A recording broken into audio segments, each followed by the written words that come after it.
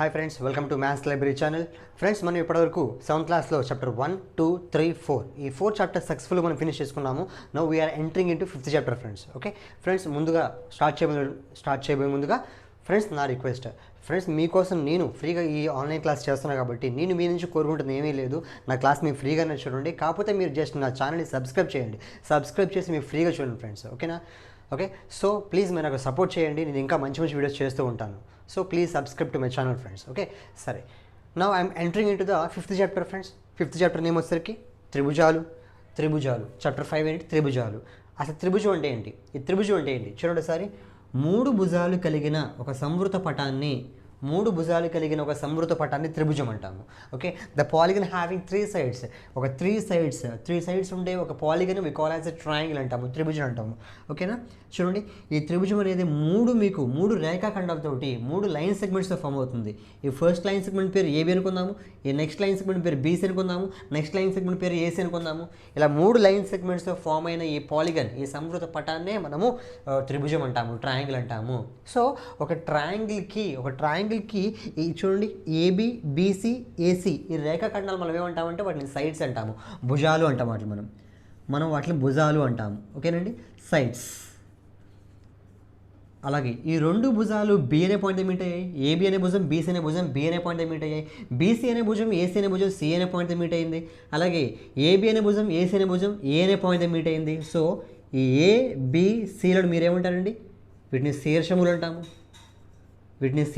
అంటాము, వర్టెక్స్ అని చెప్పవచ్చు వీటిని. ఓకేనా? అలాగా నెక్స్ట్ ఈ రెండు రేఖాఖండాలతోటి ఈ ఫామ్ అయిందని దీని ఏమంటాము? కోణం అంటాము. అంటే ఇక్కడ వీ హ్యావ్ యాంగిల్ ఏబీసీ, షార్ట్కట్లో యాంగిల్ బి అనుకోవచ్చా? షార్ట్కట్లో యాంగిల్ బి అన్నాము. అలాగే ఇక్కడ we have one more angle C, we have one more angle A. So ఒక త్రిభుజానికి ఏముంటాయండి?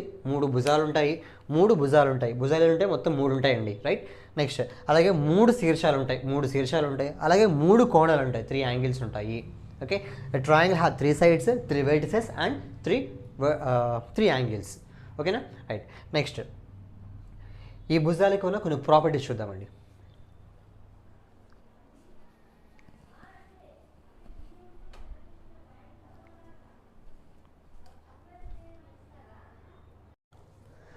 ఇప్పుడు త్రిభుజాల రకాలు చూద్దామండి. ఓకే, భుజాల మీద బేస్ అయ్యి భుజాలను చూసి భుజాల మీద బేస్ అయ్యి 3 రకాలుగా మనము త్రిభుజాలని విభజిస్తామండి. ఫస్ట్ మొదటి రకం చూడసారి సమబాహు త్రిభుజం. అంటే ఒక త్రిభుజంలో కనుక ఈ 3 భుజాలు ఒక ట్రయాంగిల్ 3 సైడ్స్ ఈక్వల్గా ఉంటే కనుక దాన్ని సమబాహు త్రిభుజం అంటాము, ఈక్విలేటరల్ ట్రయాంగిల్ అంటాము. ఓకే, ఈక్విలేటరల్ ట్రయాంగిల్ అంటాము, రైట్? నెక్స్ట్ అలా కాకుండా ఒక త్రిభుజంలో 2 సైడ్స్ సమానంగా ఉండి ఈ 2 సైడ్స్ 4 అనుకుందాము, ఇది 5 సెంటీమీటర్లు అనుకుందాము. ఈ 2 సైడ్స్ సమానంగా ఉండి 3వ సైడ్ సమానంగా లేకపోతే దీన్ని సమద్విబాహు అంటాము, సమద్విబాహు త్రిభుజం అంటాము అండి. సమద్విబాహు త్రిభుజం అంటాము. We call as isosceles triangle చెప్తాము. నెక్స్ట్ అసలు ఏ సైడ్ సమానం లేకపోతే చెప్పొచ్చు చూడండి, ఒకటేమో 4 సెంటీమీటర్స్, ఒకటేమో 5 సెంటీమీటర్స్, ఇంకోటేమో 6 సెంటీమీటర్స్, 3 రకాలుగా వేరుగా ఉంటే దాన్ని మనము విషమబాహు త్రిభుజం అంటాము. ఓకేనండి, we call as scalene triangle అంటాము.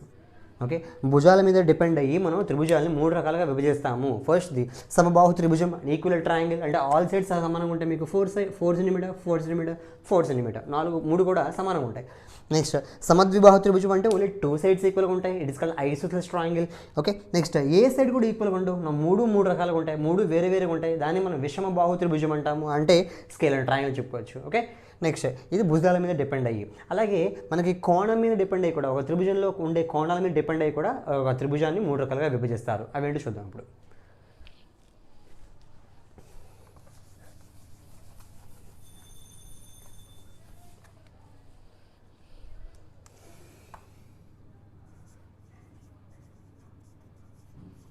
కోణాల మీద డిపెండ్ అయ్యి 3 రకాలుగా విభజిస్తాము. ఫస్ట్ ది చూడండి, ఒక త్రిభుజంలో కనుక ఉండే యాంగిల్స్ అనేవి, ఒక త్రిభుజంలో కనుక ఒక ట్రయాంగిల్ ఉండే 3 యాంగిల్స్ 3 కోణాలు కూడా మీకు లెస్ దాన్ 90 ఉంటే కనుక ఒక త్రిభుజంలో ఉండే 3 కోణాలు ఒక ట్రయాంగిల్ నుండి 3 యాంగిల్స్ లెస్ దాన్ 90 ఉంటే కనుక we call it as a acute angle. Acute angle triangle అంటాము. ఎక్యూట్ యాంగిల్ ట్రయాంగిల్ అంటాము. ఓకే, ట్రయాంగిల్ మనం సింపుల్గా సూచిస్తామండి. త్రిభుజాన్ని సింపుల్గా రాస్తాము, ట్రయాంగిల్ రాస్తాము, సింపుల్ సరిపోతుంది. ఓకే, మనం దీన్ని ఏమంటాము? అల్పకోణ త్రిభుజం అంటాము. అల్పకోణ త్రిభుజం అంటామండి. వి కాల్ యాజ్ దీన్ని ఏమంటాం? దీన్ని అల్పకోణ త్రిభుజం అంటాం. 3 యాంగిల్స్ కూడా 90 కంటే తక్కువ ఉండాలి, అప్పుడు దీన్ని అల్పకోణ త్రిభుజం అంటాం. ఓకేనా? సపోజ్ ఒక త్రిభుజంలో కనుక ఒక యాంగిల్ ఒక ట్రయాంగిల్లో ఒక యాంగిల్ అనేది మోర్ దెన్ 90 ఉంటే, ఒక యాంగిల్ అండి, I'm saying about only one angle is more than 90, then I can say it is obtuse angle triangle. ఏమంటాం దీన్ని? అబ్ట్యూస్ యాంగిల్ ట్రయాంగిల్ అంటాము. ఓకేనా? అధిక కోణ త్రిభుజం అంటామండి. Okay, if in a triangle at least if one angle is more than the 90, then it is called as a obtuse angle triangle. అధిక కోణ త్రిభుజం అంటాము. అదే ఒక ట్రయాంగిల్లో కనుక ఒక యాంగిల్ 90కి సమానం అయితే, ఒక ట్రయాంగిల్లో ఒక యాంగిల్ కనుక 90కి సమానం అయితే దీన్ని లంబకోణ త్రిభుజం అంటాము. ఏమంటాము? దీన్ని లంబకోణ త్రిభుజం అంటాము. అదేంటండి? ఓకే, సో కోణాల మీద డిపెండ్ అయ్యి త్రిభుజాన్ని 3 రకాలుగా విభజిస్తాం. ఫస్ట్ వన్ ఈజ్ 3 యాంగిల్స్ కూడా మీకు లెస్ దెన్ 90 ఉంటే కనుక దాన్ని we call it as acute angle triangle, అల్పకోణ త్రిభుజం అంటాము. ఒక ట్రయాంగిల్లో ఒక యాంగిల్ 90 కన్నా ఎక్కువ ఉంటే కనుక దీన్ని మనము అధిక కోణ త్రిభుజం అంటాము, అబ్ట్యూస్ యాంగిల్ ట్రయాంగిల్. ఒక ట్రయాంగిల్లో ఒక యాంగిల్ 90 అయితే కనుక we call it as right angle triangle అంటాము, లంబకోణ త్రిభుజం అంటాము. సో ఇలాగా త్రిభుజాన్ని మొత్తం భుజాల మీద డిపెండ్ అయ్యి 3 రకాలుగా, అలాగే కోణాల మీద డిపెండ్ అయ్యి 3 రకాలుగా మనం విభజించవచ్చు. ఓకేనండి? ఓకే, నెక్స్ట్ ట్రయాంగిల్లో సైడ్స్ మధ్య ఒక రిలేషన్ ఫామ్ అవుతుందండి. ఒక త్రిభుజంలో భుజాల మధ్య ఒక సంబంధం అనేది ఒక ఏర్పడుతుంది. ఆ సంబంధం ఏ విధంగా చూద్దాం చూడండి ఒకసారి. First condition, first property. Okay, ఏదైనా ఒక ట్రయాంగిల్ తీసుకుంటే కనుక ఏ ట్రయాంగిల్ తీసుకున్నా సరే some of any 2 sides is more then third side. ఏవైనా 2 భుజాలు మొత్తం అనేది 3వ భుజం కంటే ఎక్కువ ఉంటుందండి. ఏ 2 భుజాలు తీసుకున్నా సరే, ఇక్కడ ఏబీ ప్లస్ బీసీ అన్నా, లేదంటే ఏబీ ప్లస్ ఇంకో సైడ్ ఏసీ తీసుకున్నా సరే, 3వ సైడ్ ఏముంది? బీసీ, దానికన్నా ఎక్కువ ఉంటుంది. లేదా బీసీ ప్లస్ ఏసీ, ఏ 2 సైడ్స్ అనేవి థర్డ్ సైడ్ ఏబీ కంటే ఎక్కువ ఉంటుంది. ఇది ఫస్ట్ కండిషన్ అండి. ఏ 2 భుజాలు మొత్తం తీసుకున్నా సరే 3వ భుజం కంటే ఎక్కువగా ఉంటుంది. The sum of any 2 sides is more than third side, first condition. Next second condition, ఏవైనా 2 భుజాల భేదం తీసుకుంటే కనుక 3వ భుజం కంటే తక్కువగా ఉంటుంది. ఏ 2 భుజాలు భేదం తీసుకున్నా సరే, ఏబీ మైనస్ ఏసీ అన్న, ఏబీ మైనస్ బీసీ అన్న, వాట్ ఎవర్ ఇట్ ఈస్, ఏం తీసుకున్నా సరే 3వ భుజం దానికంటే తక్కువగా ఉంటుందన్నమాట. Next BC minus AC, what ever. Okay, like this. So we can say the difference of any 2 sides is less than third side. The sum of any 2 sides is more than third side. The difference of any 2 sides is the less than the third side. It is a condition. Okay. Based on these conditions, we can do the sums. Exercise 1 sum దీని చూడొచ్చు మనం. Okay, సరే. Next అభ్యాసం 1లో okay first question అండి. ఒక question ఉంది, చూద్దాము. ఈ క్రింది భుజాలు తీసుకొని ఏవేవి త్రిభుజాలు ఏర్పరుస్తాయో చూపించమంటున్నాడు. ఓకే, ఈ భుజాలు కలిగినటువంటి త్రిభుజం అవుతుందా లేదని అడుగుతున్నాడు. ఫస్ట్ వన్ చూద్దాం ఒకసారి. ఈ 3 భుజాలుగా కలిగిన ఒక త్రిభుజం ఫామ్ అయ్యిద్దా అవదా చూస్తే చూడండి సార్. మన కండిషన్ ఏంటి? First condition some of any 2 sides more than third side. ఇక్కడ ఈ 2 ఫస్ట్ యాడ్ చేయండి. 3 + 4, 3 + 4 అంతా 7. ఈ థర్డ్ సైడ్ 5 కంటే ఎక్కువ ఉందిగా. నెక్స్ట్ సపోజ్ ఈ 2 యాడ్ చేయండి. 4 + 5 చేయండి, ఎంత? 9. థర్డ్ సైడ్ 3 కంటే ఎక్కువ ఉందిగా. నెక్స్ట్ సపోజ్ 3 + 5 అంటే 8. అది మీకు థర్డ్ సైడ్ 4 కంటే ఎక్కువ ఉందిగా. సో ఏం చెప్పచ్చండి మనము? ఈ ట్రయాంగిల్ ఫామ్ చేస్తాయి. ఈ 3 sides కలిపి మన ట్రయాంగిల్ ఫామ్ చేస్తాయి. నెక్స్ట్ ఇది చూడండి ఒకసారి. 6 + 6 అంటే 12. ఇది మోర్ దాన్ థర్డ్ సైడ్ కదా. సో ఏం తీసుకున్నా మళ్ళీ 6 అన్ని 6లో ఉన్నాయి కదా. సో ఏ 2 sides యాడ్ చేసినా 12 వస్తుంది మీకు. అంటే థర్డ్ సైడ్ కన్నా ఎక్కువ వస్తుంది. అంటే ఇవి కూడా మీకు త్రిభుజాన్ని ఒక ట్రయాంగిల్ ఫామ్ చేయగలుగుతాయి. నెక్స్ట్ ఇది చూద్దాం ఒకసారి. 4, 4, 8. ఫస్ట్ నుండి యాడ్ చేయండి. 4 + 4 ఎంతండి? 8. థర్డ్ సైడ్ 8 కంటే ఎక్కువ. ఇది థర్డ్ సైడ్ 8 కంటే ఎక్కువ. 8 కంటే సమానంగా ఉంది కానీ ఎక్కువగా లేదు కదా. సో ఏం చెప్పుకున్నాం మనము? ఎప్పుడైనా సరే ఏ 2 sides యాడ్ చేసినా థర్డ్ సైడ్ కంటే ఎక్కువ ఉండాలనుకున్నాము. కానీ ఇక్కడ ఎక్కువ వచ్చిందా? సమానంగా వచ్చింది. అప్పుడు మన త్రిభుజం ఫామ్ అవుతుందంటే ఫామ్ అవ్వదు. ఓకే, ఈ 3 భుజాలతో మనం ఒక త్రిభుజాన్ని ఫామ్ చేయలేము. నెక్స్ట్ 3 + 5 చూద్దాం. 3 + 5 ఎంతండి? 8. థర్డ్ సైడ్ కంటే ఎక్కువ ఉందా? రైట్, ఎక్కువగా ఉంది, సరిపోయింది. నెక్స్ట్ టేక్ దీస్ చూడండి. 5 + 7 చేద్దాము. 5 + 7 చేయండి, ఎంత? 12. థర్డ్ సైడ్ 3 కన్నా ఎక్కువగా ఉంది. నెక్స్ట్ 3 + 7 చేద్దామండి. సారీ, 3 + 7 చేద్దాం. 3 + 7 10, మోర్ దాన్ ద 5 కదా, సరిపోయింది. సో ఏం చెప్పచ్చు అండి? ఇది కూడా మీకు ట్రయాంగిల్ ఫామ్ చేస్తుంది. ఓకేనా. నెక్స్ట్ అండి త్రిభుజాలు వాటి యొక్క ఎత్తులండి. త్రిభుజాలు ఎత్తులు అండి. ఒక ట్రయాంగిల్ తీసుకుంటే ఈ శీర్షం నుండి మీ ఈ భూమి మీదకి ఏ శీర్షం అనుకుంటే బీసీ మీకు భూమి అవుతుందండి. ఏ నుండి ఏదైనా వర్టెక్స్ నుండి బీసీ అనే సైడ్ మీదకి మీరు ఎన్ని లైన్స్ వేయచ్చండి? చూడండి, చాలా లైన్స్ వేయచ్చు. ఇలా బోల్డ్ లైన్స్ వేయచ్చు, మీరు ఇలా చాలా లైన్స్ వేయచ్చు. కానీ ఎన్నింటిలో కూడా అతి చిన్నది ఏదంటే ఏ నుండి బీసీకి ఒకటే చిన్నగా ఉంటుందండి. అది కూడా ఏంటంటే లంబంగా ఏవైతే వేస్తామో పర్పెండిక్యులర్గా వేసేదే మీకు చిన్నది అవుతుందండి, అదే దాని దూరం అవుతుంది. ఓకే, సో ఇప్పుడు ట్రయాంగిల్ ఏబీసీ యొక్క ఎత్తు ఏదంటే ఇది చెప్పాలి మీరు. ఓకేనా, అంటే ఇవన్నీ కాదు, మిగిలిన గీతలన్నీ కూడా మీకు అది ఎత్తులు అవ్వండి. జస్ట్ ఎగ్జాక్ట్గా లంబంగా ఏమైతే వేస్తామో పర్పెండిక్యులర్ ఏమైతే వేస్తామో అదే మీకు హైట్ అవుతుంది, హైట్ ఆఫ్ ట్రయాంగిల్ అవుతుంది. ఓకే, దాన్ని మనం ఎత్తులో అంటాము. Okay, or we can say height or altitude also we can say altitude of a triangle. Okay, so ఇప్పుడు చూడండి, ఏ అనే శీర్షం నుండి బీసీ మీదకి ఒకటి వేసుకోవచ్చు. అలాగే బి అనే శీర్షం నుంచి కూడా మీకు ఆపోజిట్ నుండి ఏసీ మీదకి ఒక పర్పెండిక్యులర్గా లంబంగా ఒకటి వేయచ్చు కదండి. అలాగే సి నుంచి కూడా మీరు ఒకటి వేయచ్చేమో కదా, సి నుంచి కూడా ఒకటి వేయచ్చు. ఓకేనండి, లంబంగా వేసుకోవచ్చు. ఈ మూడు కూడా కంపల్సరీగా ఒకే ఒక పాయింట్ మీట్ అవుతాయండి. ఈ మూడు కూడా 3 ఎత్తులు 3 ఆల్టిట్యూడ్స్ కూడా ఒకే ఒక పాయింట్ దగ్గర మీట్ అవుతాయి. ఆ పాయింట్ మనం ఓతో సూచిస్తాము. ఓకేనా, సో ఈ 3 మీట్ అయ్యే వీటిని ఈ ఆల్టిట్యూడ్స్ ఏడి అలాగే బిఈ అలాగే సిఎఫ్ ఈ 3 ఆల్టిట్యూడ్స్ మీట్ అయ్యే పాయింట్ దీన్ని ఓ అంటాము. ఆర్థో సెంటర్ ఓ అంటామండి. ఆర్థో సెంటర్ ఓ అంటాం దీన్ని. ఆర్థో సెంటర్ ఓ కానీ హెచ్ కానీ సూచిస్తాం దీన్ని మనం. ఆర్థో సెంటర్ని ఓతో కానీ హెచ్తో కానీ సూచిస్తాము. ఓకే, తెలుగులో ఏమంటారు ఎగ్జాక్ట్ నాకు తెలియదు. సో ఆర్థో సెంటర్, ఇంగ్లీష్లో ఆర్థో సెంటర్ ఓ అంటామండి. రైట్, నెక్స్ట్ అలాగే ఒక త్రిభుజంలో చూడండి సారి, ఏబీసీ అనే త్రిభుజం ఒకటి ఉంది. ఏబీసీ అనే త్రిభుజం తీసుకొని బీసీకి ఒక మధ్య బిందువు ఎగ్జాక్ట్ మిడిల్ ఉన్న పాయింట్ డి అనుకుంటుంది సపోజ్. ఓకే, మధ్య బిందువు తీసుకుని ఈ శీర్షాన్ని అలాగే దీని యొక్క మధ్య బిందువుని యాడ్ చేస్తే జాయిన్ చేస్తే ఫామ్ అయ్యేలా రేఖాఖండాన్ని లైన్ సెగ్మెంట్ మనము మీడియన్ అంటామండి. మధ్యగత రేఖ అంటామండి. ఆల్రెడీ లైన్ సెగ్మెంట్ మనం మధ్యగత రేఖ అంటాము. అలాగే బి అనే శీర్షం నుంచి ఏసీ అనే మిడ్ పాయింట్కి, బి అనే వర్టెక్స్ నుండి ఏసీ అనే మిడ్ పాయింట్కి జాయిన్ చేస్తే మీకు దీన్ని కూడా మనం మీడియన్ అంటామండి. ఇది ఒక మీడియన్. ఓకే, దీన్ని బిఈ అంటాం. అలాగే సిఎఫ్ కూడా ఇంకొక మీడియన్ అవుతుందండి. ఇక్కడ ఎఫ్ ఏంటి? ఎఫ్ అనేది mid point of the A B అన్నట్టు. ఓకే, ఈ 3 మనం ఏమంటే మీడియన్స్ అంటాము.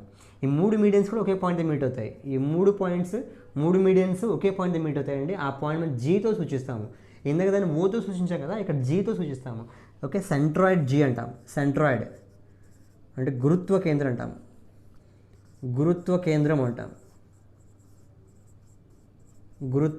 అంటామండి. క్యాపిటల్ జీ సూచిస్తామన్నమాట. ఈ 3 మధ్యగతం కూడా ఒకే పాయింట్ దగ్గర మీట్ అవుతాయి. దాన్ని క్యాపిటల్ జీ అంటాము. దాన్నే గురుత్వ కేంద్రం అంటామండి. అలా ఇక్కడ చూసుకుంటే మీకు 3 ఎత్తులు కూడా ఒకే పాయింట్ దగ్గర మీట్ అవుతాయి. ఓకేనా, ఆర్థో సెంటర్ అంటాం దాన్ని. ఓకే, మీకు డౌట్ రావాలి మీకు, దీనికి ఇవి ఎత్తులకి ఈ మధ్యగత రేఖలకి డిఫరెన్స్ ఏంటి? ఇక్కడ చూడండి సారి, ఏ నుండి లంబంగా వేసాను. ఓకే, ఆ డి అనేది మీకు అప్పుడు బీసీకి మిడ్ పాయింట్ అవ్వచ్చు, ఇంకెక్కడైనా అవ్వచ్చు మీకు. కానీ ఇదేంటంటే ఎగ్జాక్ట్ మిడ్ పాయింట్కి జాయిన్ చేయాలి. ఓకే, ఇది ఎగ్జాక్ట్ మిడ్ పాయింట్ జాయిన్ అవుతుంది. కానీ మిడ్ పాయింట్ కాదు, మనం లంబంగా వేసాం, అంతే పర్పెండిక్యులర్ వేసాం. ఏ నుండి ఒక పర్పెండిక్యులర్, బి నుండి ఒక పర్పెండిక్యులర్, సి నుండి ఒక పర్పెండిక్యులర్ వేసాం. ఇది పర్పెండిక్యులర్ కాదు, మీకు ఇలా వంపు కూడా వస్తాయి ఒకసారి, క్రాస్గా రావచ్చు మీకు. ఓకేనా, ఇవి క్రాస్గా వచ్చే అవకాశం ఉంది, కానీ క్రాస్గా రావు, ఇవి స్ట్రైట్గా వస్తాయి, ఇవి హైట్ కాబట్టి. ఓకేనండి, సో ఈ విధంగా మనము త్రిభుజాలు అలాగే వాటి యొక్క ఎత్తులు, త్రిభుజాలు మధ్యగత రేఖలండి. Okay, right. నెక్స్ట్ ఇక్కడ ఒక కండిషన్ ఇప్పుడు గుర్తుపెట్టుకోండి, ఈ సెంట్రాయిడ్ జీ కనిపిస్తుందండి. ఈ సెంట్రాయిడ్ జీ మీకు ఏడీని, ఈ మధ్యగత రేఖని 2:1 రేషియోలో వెయిట్ చేస్తుందండి. 2:1 రేషియోలో వెయిట్ చేస్తుంది. అంటే ఏజీ ఈస్ట్ జీడీ అనేది 2:1 పార్ట్స్ అవుతుంది. 2 పార్ట్స్ 1 పార్ట్. అలాగే బీజీ ఈస్ట్ జీఈ కూడా 2:1 అవుతుందండి. అలాగే సీజీ ఈస్ట్ జీఎఫ్ కూడా మీకు 2:1 అవుతుందండి.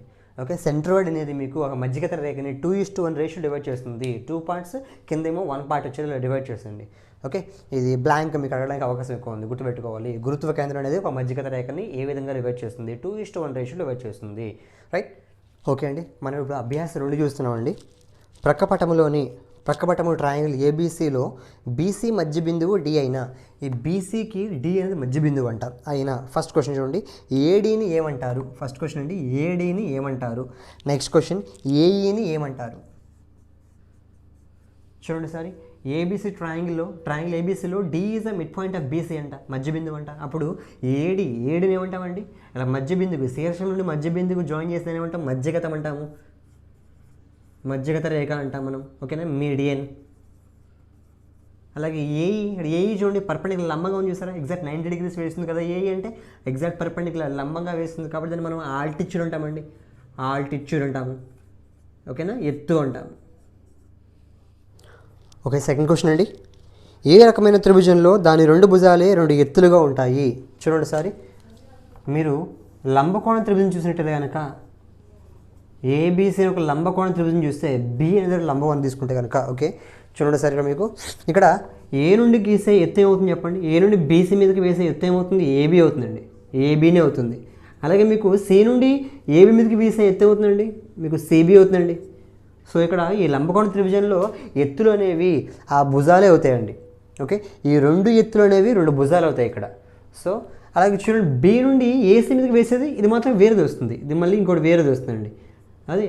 ఓకేనా, కానీ ఈ 2 భుజాలు మాత్రం అవే ఎత్తులుగా ఉంటాయి. ఇందులో లంబకోణ త్రిభుజంలో అండి 2 భుజాలు 2 ఎత్తులుగా ఇందులో మీకు వస్తాయండి.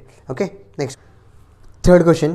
ఒక త్రిభుజం యొక్క మధ్యగత రేఖ ఎల్లప్పుడూ ఆ త్రిభుజం యొక్క అంతరములోనే ఉంటుందా? థర్డ్ క్వశ్చన్ చూడండి ఒకసారి. థర్డ్ క్వశ్చన్ వాడు మీనింగ్ అడుగుతున్నాడు, ఏ ట్రయాంగిల్ తీసుకున్నా సరే అందులో మధ్యగత రేఖ అనేది ఎప్పుడు లోపలే ఉంటుందని అడుగుతున్నాడు. Suppose if you take a triangle, ఒక అల్పకోణ త్రిభుజం తీసుకోండి, అల్పకోణ త్రిభుజం తీసుకుంటే దీని యొక్క మధ్యగత రేఖ ఇది, మధ్యగత రేఖ ఇది, మధ్యగత రేఖ ఇది, అంటే ఆ 3 లోపలే వచ్చాయండి. సపోజ్ మీరు ఒక అధిక కోణ త్రిభుజం తీసుకోండి, అక్యూస్ యాంగిల్ ట్రయాంగిల్ తీసుకోండి. ఓకే, ఏ నుండి బీసీకి మిడ్ పాయింట్ అంటే ఇలా వస్తుందా, బి నుండి ఏసీకి మిడ్ పాయింట్ అంటే ఇలా వస్తుందా, సి నుండి ఏబీ మిడ్ పాయింట్ అంటే ఇలా వస్తుందా, అంటే మొత్తం 3 కూడా మధ్యగత రేఖలు మొత్తం 3 లోపలే వచ్చాయి కదండి. అలాగే సపోజ్ చూడండి, ఈ లంబకోణ త్రిభుజం తీసుకోండి, సపోజ్ బి నుండి ఏసీకి మిడ్ పాయింట్ వేస్తే ఇలా వస్తుంది, లోపలే వస్తుంది. అలాగే సి నుండి వేస్తే అండి లోపలే వస్తుంది, అలాగే ఏ నుండి వేస్తే అండి లోపలే వస్తుంది సంథింగ్. ఓకే, మధ్యగత రేఖలు ఎప్పుడు కూడా లోపలే ఉంటాయండి. అది ఏ ట్రయాంగిల్ అయినా సరే, ఎలాంటి ట్రయాంగిల్ అయినా సరే మధ్యగత రేఖలు మీడియన్స్ ఎప్పుడు కూడా లోపలే ఉంటాయి. ఓకే, ఇది థర్డ్ క్వశ్చన్ అండి. నెక్స్ట్ ఫోర్త్ క్వశ్చన్ అండి. ఒక త్రిభుజంలో ఎత్తు ఎల్లప్పుడూ ఆ త్రిభుజం యొక్క అంతరంలోనే ఉంటుందా? సేమ్ థర్డ్ క్వశ్చన్ లాగండి. థర్డ్ క్వశ్చన్ వాడు అడిగాడు మధ్యగత రేఖ ఎప్పుడు లోపలే ఉంటుందని అడిగాడు, ఇందులో ఎత్తు ఎప్పుడు లోపలే ఉంటుందని అడుగుతున్నాడు. ఇందాక చెప్పడం చూడమని సార్, మనం ఇందాక లంబకోణ త్రిభుజం చెప్పుకున్నాం, లంబకోణ త్రిభుజంలో ఎత్తులు లోపల ఉన్నాయా? కాదు, అవే భుజాలుగా కలిగి ఉన్నాయి. అవునా, అంటే లోపల లేవు. సో దీన్ని బట్టి మనం చెప్పేయచ్చు, ఒక ఎత్తులు ఎప్పుడు కూడా త్రిభుజంలో ఎత్తులు అనేవి ఎప్పుడు కూడా లోపలే ఉండాలని లేదు. మధ్యగత రేఖలు ఎప్పుడు లోపల ఉంటాయి, కానీ ఎత్తులు అనేవి ఎప్పుడు లోపల ఉండాలని లేదు, బయట కూడా రావచ్చు, ఇలా భుజాలు కూడా అవ్వచ్చు ఒక్కోసారి. సపోజ్ చూడండి, మీరు అధిక కోణ త్రిభుజం తీసుకుంటే దీనికి ఎత్తు వేయండి. ఇక్కడ దీని నుంచి దీనికి ఎత్తు వేయాలంటే లంబంగా వేస్తే బయటకు వస్తుందండి, బయటకు వస్తుంది. ఓకేనా, సో ఎత్తు అనేది ఎప్పుడు లోపలే ఉంటుందంటే కాదు, ఎప్పుడు లోపలే ఉండాలి రూల్ లేదండి, బయట కూడా వచ్చేయచ్చు ఒక్కోసారి, కానీ మధ్యగత రేఖ మాత్రం ఇప్పుడు లోపలే ఉంటుంది, గుర్తుపెట్టుకోవాలండి. నెక్స్ట్ ఫిఫ్త్ క్వశ్చన్ చూద్దామండి. ఫిఫ్త్ క్వశ్చన్లో ఫస్ట్ బిట్, ట్రయాంగిల్ XYZలో శీర్షము వైకి ఎదురుగా ఉన్న భుజం ఏది? XY ట్రయాంగిల్లో వై అనే శీర్షానికి ఎదురుగా ఉన్న భుజం ఏంటండి? XZ. వై శీర్షానికి ఎదురుగా ఉన్న భుజం ఏంటండి? XZ. Next bit, second bit చూడండి. ట్రయాంగిల్ PQRలో భుజం PQకి ఎదురుగా గల కోణం ఏది? PQ అనే భుజానికి ఎదురుగా ఉన్న కోణం ఏది? Angle R. Okay, next question third bit అండి. ట్రయాంగిల్ ABCలో AC భుజానికి ఎదురుగా ఉన్న శీర్షం ఏది? AC అనే భుజానికి ఎదురుగా ఉన్న శీర్షం ఏదండి? దీని ఎదురుగా ఆపోజిట్ ఉండేది B అవుతుంది. So B is the answer. Okay, దీంతో మనకి ఎక్సైజ్ 1 అండ్ ఎక్సైజ్ 2 కూడా ఫినిష్ అయిపోయిందండి. నెక్స్ట్ వీడియోలో మనం ఎక్సైజ్ 3 చూద్దామండి. ఓకేనా, సరే ఫ్రెండ్స్, మీరు నా ఛానల్ సబ్స్క్రైబ్ చేయండి ఫ్రెండ్స్, అలా మీ ఫ్రెండ్స్ షేర్ చేసుకోండి, నాకు సపోర్ట్ చేయండి ఫ్రెండ్స్. ఇంకా నేను మంచి వీడియోస్ చేయగలుగుతాను మీరు సపోర్ట్ చేస్తే కనుక. ఓకేనా, ఇది ఫ్రీ ఆఫ్ కాస్ట్ కాబట్టి, నేను కష్టపడి మీకోసం చేస్తున్నాను కాబట్టి మీరు చేయాల్సిన జస్ట్ నా ఛానల్ సబ్స్క్రైబ్ చేయండి, మీ ఫ్రెండ్స్ షేర్ చేసుకోండి. ఓకే, నాకు ఎంకరేజ్మెంట్గా ఉంటే ఇంకా ఎక్కువ వీడియోస్ చేయాలనిపిస్తుంది. Okay, I hope you will do. Thank you friends.